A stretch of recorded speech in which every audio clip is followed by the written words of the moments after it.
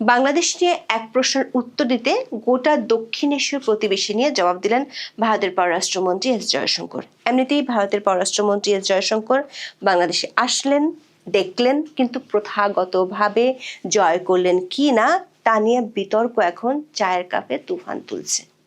বাংলাদেশ সফরে এসে জয়শঙ্কর অন্তর্বর্তীকালীন সরকার প্রধান উপদেষ্টা অধ্যাপক মোহাম্মদ ইউনূসের সাথে সৌজন্য সাক্ষাৎ করেননি, যা কূটনৈতিক মহলে ক্লিয়ার স্ন্যাপ বা ইচ্ছাকৃত উপেক্ষা হিসেবে গণ্য হচ্ছে।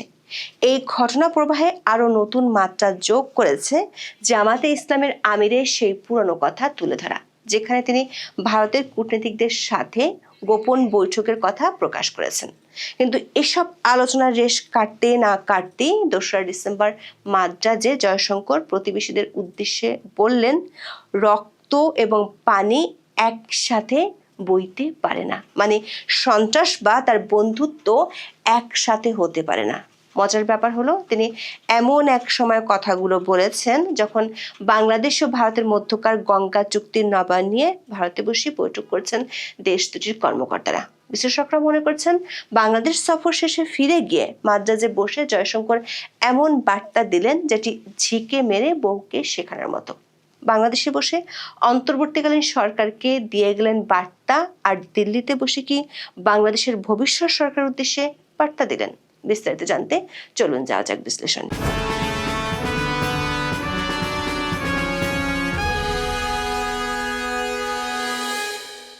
মাদ্রাজের ইন্ডিয়ান ইনস্টিটিউট অব টেকনোলজিতে একটি অনুষ্ঠানে গিয়েছিলেন ভারতের পররাষ্ট্রমন্ত্রী এস জয়শঙ্কর। সেখানে শিক্ষার্থীদের সঙ্গে কথা বলতে গিয়ে উঠে আসে বাংলাদেশ সহ প্রতিবেশীদের সাথে ভারতের সম্পর্কের প্রসঙ্গ। এক শিক্ষার্থী জয়শঙ্করকে বাংলাদেশের সাম্প্রতিক সফরের প্রসঙ্গ টেনে নিরাপত্তা ও সম্পর্কের বিষয়ে তার মতামত জানতে চান। ভারতের পররাষ্ট্রমন্ত্রী প্রতিবেশীর সাথে সম্পর্কের বিষয়টি শুধু বাংলাদেশের মধ্যে সীমাবদ্ধ রাখেননি, তিনি বলেছেন বিষয়টিকে বৃহত্তর প্রেক্ষাপটে উত্তর দিতে চান। এস জয়শঙ্কর তার বক্তব্যের শুরুতে বলেন, তিনি বাংলাদেশের প্রাক্তন প্রধানমন্ত্রী বেগম খালেদা জিয়ার অন্ত্যেষ্টিক্রিয়ায় ভারতের প্রতিনিধিত্ব করতে 2 দিন আগে সেখানে গিয়েছিলেন। তিনি কূটনীতিকে একটি সাধারণ জ্ঞান বা কমন সেন্স হিসেবে বর্ণনা করেন, যা কেবল মার্জিত ভাষায় প্রকাশ করা হয়। এরপরে জয়শঙ্কর বলেন, যদি কোনো প্রতিবেশী আপনার প্রতি ভালো হয় বা অন্তত ক্ষতিকর না হয়, তবে আপনার স্বাভাবিক প্রবৃত্তি হলো তাদের প্রতি সদয় হওয়া, সাহায্য করা এবং বন্ধুত্ব বন্ধন গড়ে তোলা। প্রশ্ন উঠেছে, ঠিক 2 দিন আগে রাষ্ট্রীয় সফরে বাংলাদেশে এসে জয়শঙ্কর বাংলাদেশের প্রধান উপদেষ্টার সাথে যে সৌজন্য সাক্ষাৎই করলেন না, তার প্রেক্ষিতে কি জয়শঙ্কর এমন বার্তা দিলেন? দর্শক, কূটনীতিতে নীরবতা অনেক সময় হাজারো শব্দের চেয়ে বেশি শক্তিশালী। 31 ডিসেম্বর এস জয়শঙ্কর যখন বিশেষ সামরিক বিমানে ঢাকা নামলেন, তখন তার মূল কর্মসূচি ছিল বেগম খালেদা জিয়ার অন্ত্যেষ্টিক্রিয়ায় অংশগ্রহণ করা। কিন্তু কূটনৈতিক শিষ্টাচার বলে, ভিন দেশের একজন পররাষ্ট্রমন্ত্রী যখন কোনো দেশে যান, তখন সেই দেশের সরকার প্রধানের সাথে অন্তত একটি সৌজন্য সাক্ষাৎ করার রেওয়াজ আছে। অথচ এস জয়শঙ্কর ঢাকায় আসলেন, তারেক রহমানের সাথে রুদ্ধদ্বার বৈঠক করলেন, এমনকি ভারতের সাথে যে দেশটির সবচেয়ে বেশি বৈরী সম্পর্ক, সেই পাকিস্তানের স্পিকারের সাথেও কুশল বিনিময় করলেন। কিন্তু বাংলাদেশের অন্তর্বর্তী সরকারের প্রধান উপদেষ্টা অধ্যাপক ডক্টর মোহাম্মদ ইউনূসের সাথে তার দেখা করার কোনো সুযোগ বা ইচ্ছা কোনোটাই দেখা গেল না। বিশ্লেষকরা বলছেন, এর মধ্য দিয়ে দৃশ্যত ভারত বুঝিয়ে দিল, বর্তমান অন্তর্বর্তী সরকারকে তারা অতীতের খাতায় ফেলে দিয়েছে, তারা এখন ভবিষ্যতের দিকে তাকাচ্ছে। আগামী 12ই ফেব্রুয়ারি অনুষ্ঠিত ত্রয়োদশ সংসদ নির্বাচনের মাধ্যমে বিএনপি ক্ষমতায় আসবে বলে ধারণা করা হচ্ছে। তার একটা বড় কারণ, তাদের প্রধান রাজনৈতিক প্রতিপক্ষ আওয়ামী লীগ এখন ভোটের মাঠে নেই। শুধু তাই নয়, নিষেধাজ্ঞার খড়গে দলটির তৎপরতাও নেই। বিশেষজ্ঞদের মতে, ভারতের প্রধানমন্ত্রীর শোক বার্তা এবং শোক যাত্রায় জয়শঙ্করের উপস্থিতি দুটোই ভারতের সুপরিকল্পিত কূটনৈতিক উদ্যোগ। আসন্ন ফেব্রুয়ারি নির্বাচনকে সামনে রেখে বাংলাদেশে একটি ধর্মনিরপেক্ষ ও স্থিতিশীল সরকার দেখতে চায় নয়াদিল্লি, সেই বার্তাই দিয়ে গেলেন এস জয়শঙ্কর। বিবিসি বাংলার এক খবরে আন্তর্জাতিক সম্পর্ক বিশ্লেষকদের বরাত দিয়ে বলা হয়েছে, এই যে অধ্যাপক ইউনূসকে এস জয়শঙ্কর এড়িয়ে গেলেন, তাতে বাংলাদেশের বর্তমান সরকারের সঙ্গে ভারতের কূটনৈতিক দূরত্বের বিষয়টি আরও স্পষ্ট হয়েছে। এই এড়িয়ে যাওয়াটা যে কাকতালীয় নয় তা বোঝার জন্য খুব বড় বিশেষজ্ঞ হওয়ার প্রয়োজন নেই। এটি আসলে দিল্লির পক্ষ থেকে একটি সুচিন্তিত কোল্ড শোল্ডার বা শীতল আচরণ। ভারত হয়তো বোঝাতে চাইছে অধ্যাপক ইউনূসের সরকারের সাথে তাদের সম্পর্কের গ্রাফটি এখন আর ঊর্ধ্বমুখী নয়। যদিও বাংলাদেশের পররাষ্ট্র উপদেষ্টা তৌহিদ হোসেন বলেছেন, জয়শঙ্করের এই সফরকে কেবল একটি ভালো জেস্চার হিসেবে দেখা উচিত এবং এর চেয়ে বেশি অর্থ খোঁজা ঠিক হবে না। কিন্তু কূটনীতিতে প্রতিটি পদক্ষেপই কোনো না কোনো অর্থ বহন করে। পররাষ্ট্র উপদেষ্টা যতই বলুক না কেন ভাগের মা গঙ্গা পায় না, এই প্রবাদটির মতো ইউনূস সরকারের সাথে ভারতের সম্পর্ক এখন এমন এক জায়গায় দাঁড়িয়েছে যেখানে দিল্লির পক্ষ থেকে কোনো স্পষ্ট স্বীকৃতি বা সহযোগিতার আশ্বাস মিলছে না। জয়শঙ্কর ইউনূসের সাথে দেখা না করে আসলে বার্তাই দিতে চেয়েছেন যে ভারত বর্তমান সরকারকে কেবল একটি অস্থায়ী ব্যবস্থা হিসেবে দেখছে এবং তারা সরাসরি সেই শক্তির সাথে কথা বলতে চায় যারা আগামী নির্বাচনে ক্ষমতার আসার প্রবল দাবিদার। দর্শক, বিশ্লেষকরা মনে করেন জয়শঙ্কর 2রা জানুয়ারি মাদ্রাজে বসে বাংলাদেশ সহ প্রতিবেশী দেশগুলোর জন্য এর চেয়ে আরও গুরুত্বপূর্ণ বার্তা দিয়েছেন। জয়শঙ্করকে যে শিক্ষার্থী প্রশ্ন করেছিলেন তার প্রশ্নে একটি গুরুত্বপূর্ণ তথ্য ছিল, গত 16 মাস ধরে বাংলাদেশের সাথে সন্ত্রাসবাদের সমস্যা নিয়ে ভারত চিন্তিত। জয়শঙ্কর তার পশ্চিমা প্রতিবেশীর প্রসঙ্গ টেনে বলেন, সন্ত্রাসবাদ বন্ধ না হলে পানি বন্টন চুক্তির মতো মানবিক বা আইনি বিষয়গুলো ভারত স্থগিত রাখবে। তিনি বলেছেন, রক্ত এবং পানি একসাথে বইতে পারে না। দর্শক, জয়শঙ্করকে প্রশ্নটি করা হয়েছিল সাম্প্রতিক সময়ে বাংলাদেশের রাজনৈতিক পট পরিবর্তনের পর ভারতের আঞ্চলিক নিরাপত্তার সংকট নিয়ে।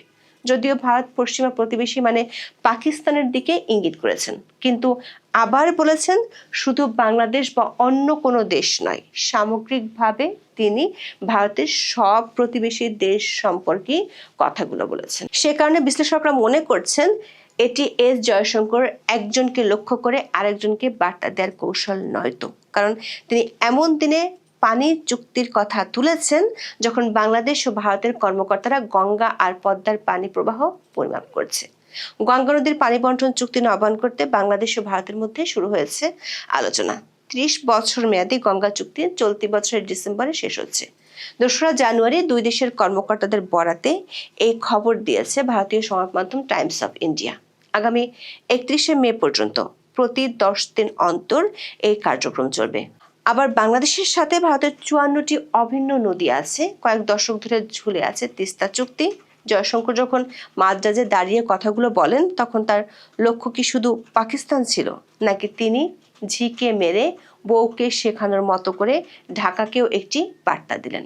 জয়শঙ্কর যখন সন্ত্রাসবাদকে পানি চুক্তির সাথে যুক্ত করেন তখন তিনি পরোক্ষভাবে বাংলাদেশের অন্তর্বর্তীকালীন সরকারকেও একটি বার্তা দিচ্ছেন। ভারত অভিযোগ করছে যে গত 16 মাস ধরে বাংলাদেশে অস্থিতিশীলতা চলছে এবং সেখানে ভারত বিরোধী শক্তির উত্থান ঘটছে।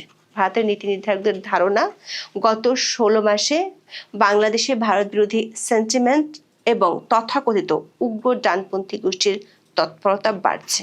জয়শঙ্কর স্পষ্ট করেছেন যে যদি কোনো প্রতিবেশী দেশ উগ্রবাদ বা সন্ত্রাসবাদকে প্রশ্রয় দেয় তবে তারা গুড নেইবারলিনেস বা সুপ্রতিবেশী সুলভ আচরণের সুবিধা পাবে না।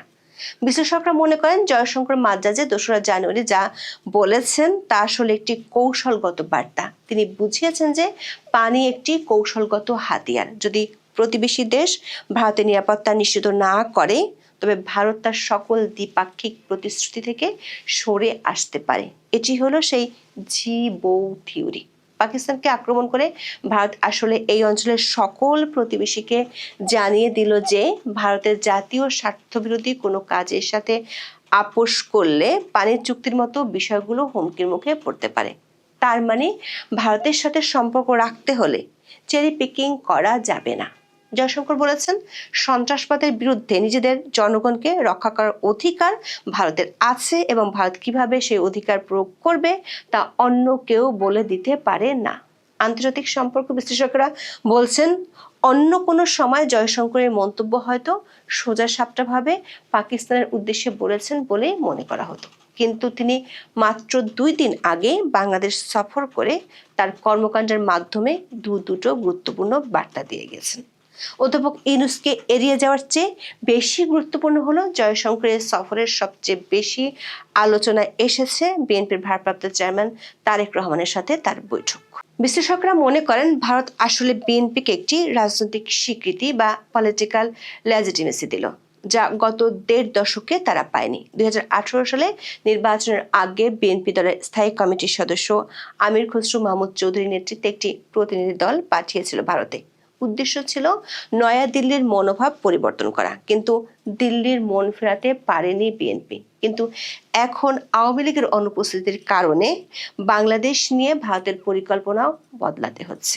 একদিন আগে ভারতের ক্যাবিনেট সচিবালয়ের সাবেক কর্মকর্তা শান্তনু মুখার্জি বিবিসি বাংলাকে বলেছেন, নির্বাচিত হয়ে বিএনপি সরকার যদি শুধু ভারতের সিকিউরিটি কনসার্নগুলো অ্যাড্রেস করে তাহলে তাদের সঙ্গে দিল্লির স্বাভাবিক সম্পর্ক তৈরি না হওয়ার কোনো কারণ নেই।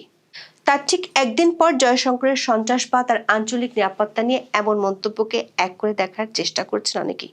দর্শক, জয়শঙ্কর ঢাকায় কি বার্তা দিয়েছেন সেটা নিয়ে প্রকাশ্যে কোনো কিছু বলেননি, কিন্তু মাদ্রাজে বসে তার কিছুটা ইঙ্গিত দিয়েছেন। বাংলাদেশ নিয়ে করা প্রশ্নের জবাবে জয়শঙ্করের শেষ 2টি লাইনও বেশ অর্থবহ। তিনি বলেছেন, ভারতের বেশিরভাগ প্রতিবেশী দেশই বুঝতে পেরেছে যে ভারতের অগ্রগতি একটি উত্তোলন জোয়ার, মানে ভারতের উন্নতি হলে সে তার প্রতিবেশীদের সঙ্গে এগিয়ে যাবে। জয়শঙ্কর স্পষ্ট করে বলেছেন, তিনি মনে করেন এই বার্তাই তিনি বাংলাদেশে পৌঁছে দিয়েছেন। জয়শঙ্কর বলেছেন, বাংলাদেশ এখন একটি নির্বাচনের দিকে এগিয়ে যাচ্ছে, হয়তো তার মাধ্যমে অনেক কিছু সেটেল হবে। কূটনৈতিক সূত্রগুলো বলছে জয়শঙ্করের সফরের ডিউরেশন ছিল মাত্র 4 ঘন্টা, কিন্তু এটি যে 400 কিলোমিটার বেগে কাজ করেছে সেটির ইঙ্গিতও পাওয়া যায়। জয়শঙ্কর ঢাকা থেকে বিদায় নিতে না নিতেই জামায়াত ইসলামের আমির ডক্টর শফিকুর রহমান যা ফাঁস করলেন তাতে কূটনৈতিক পাড়ায় রীতিমতো হুলস্থুল পড়ে গেছে।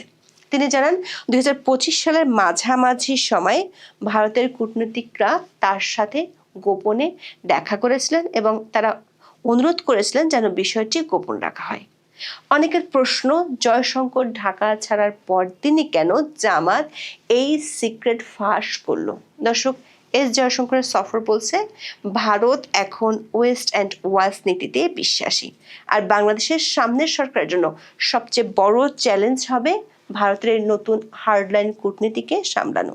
জয়শঙ্কর ঢাকা এসে ঝিকে মেরে বউকে শেখানোর কাজটি বেশ সুচারুভাবেই সেরে গেছেন। এখন শেখার পালা কার, সেটাই দেখার বিষয়। এখন এ পর্যন্ত। সবাই ভালো থাকুন, সুস্থ থাকুন, নিরাপদে থাকুন। দেখা হবে আগামী পর্বে।